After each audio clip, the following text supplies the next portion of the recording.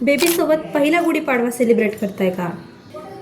पण खूप new Maugham मला मेसेज करतात, बेबीला क्राऊडमध्ये घेऊन जायचे की नाही, फेस्टिवलमध्ये बेबीला ड्रेस घालाव का, लाऊड म्युझिक बेबीसाठी सेफ आहे का?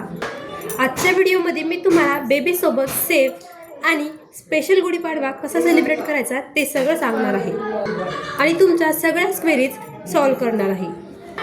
शेवटी मी सांगणार आहे एक इमोशनल रिच्युअल जे तुमच्या बेबीसाठी लाईफ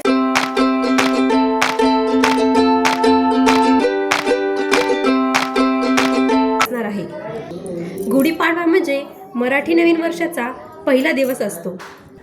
या दिवशी घरासमोर गुढी उभारली जाते आणि सगळेजण नवीन सुरुवात सेलिब्रेट करतात. पण जेव्हा घरात नवीन बेबी असतो, न्यूबॉर्न असतो, तेव्हा हा फेस्टिवल अजून जास्त स्पेशल होतो. कारण न्यू बेबीसोबत हा मुमेंट आयुष्यात पुन्हा कधीच येणार नसतो. पहिला फेस्टिवल हा खूप खास असतो. म्हणून आज मी तुम्हाला सांगणार आहे baby care tips, safety tips आणि क्यूट सेलिब्रेशन आयडियाज. फेस्टिवलच्या सगळ्यांना खूप एक्साइटमेंट असतात, पण बेबीसाठी वातावरण थोडं ओव्हरवेल्मिंग असते. प्रॉब्लेम काय असतात? लाऊड म्युझिक, खूप जास्त विजिटर, खूप जादा स्ट्रॉंग फ्रेग्रन्स, हे सगळं बेबीला हँडल करायला खूप जास्त अवघड असतं.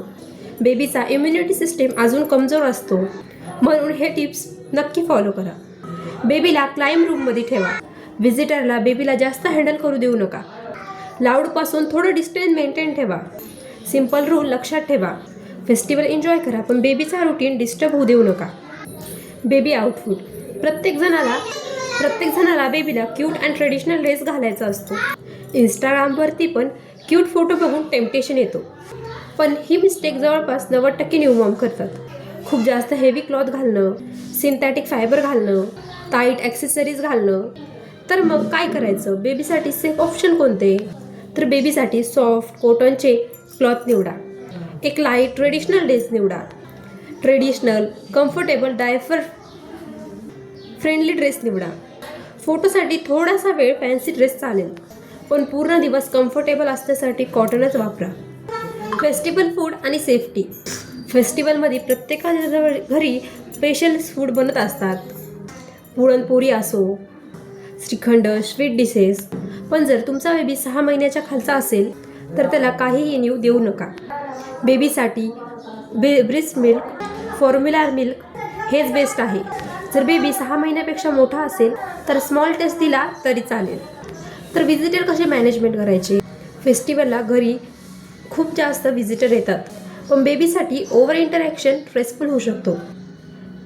काही लोक बेबीला किस करतात, जास्त होल्ड करतात, त्यांच्या अंगावर खूप जास्त स्ट्रॉंग फ्रेग्रन्स असतो आणि हे बेबीसाठी सेफ नाही. तर खूप पोलाईट वेमध्ये आणि नम्रपणे त्यांना सांगा, बाळ अजून खूप छोटा आहे आणि त्याला ह्या वासाने त्रास होऊ शकतो. बेबीची हेल्थ हीच तुमची प्रायोरिटी असायला हवी. ब्युटिफुल मुमेंट क्रिएट करा. गुढीपाडवा हा बेबीसाठी नाही तर बेबीच्या पॅरेंट्ससाठी खूप मेमोरेबल असतो. म्हणून हे 3 क्यूट आयडिया नक्की ट्राय करा. Number 1, photo pose. गुढीसमोर बेबीसोबत फोटो काढा.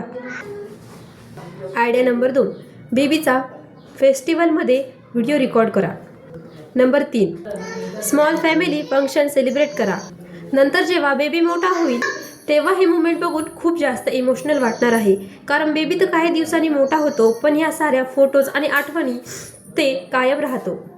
मी एक गोष्ट शेअर करते, खूप जास्त मॉम मला मेसेज करतात की डिलिव्हरीनंतर लाईफ पूर्णपणे चेंज झाली, फेस्टिवल सेलिब्रेट करायची एक्साइटमेंट राहिली नाही.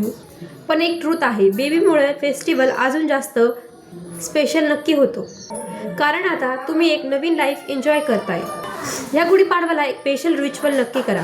तुमच्या बेबीसाठी एक छोटंसं लेटर लिहून ठेवा. त्यात लिहा, हा तुझा पहिला गुढीपाडवा होता.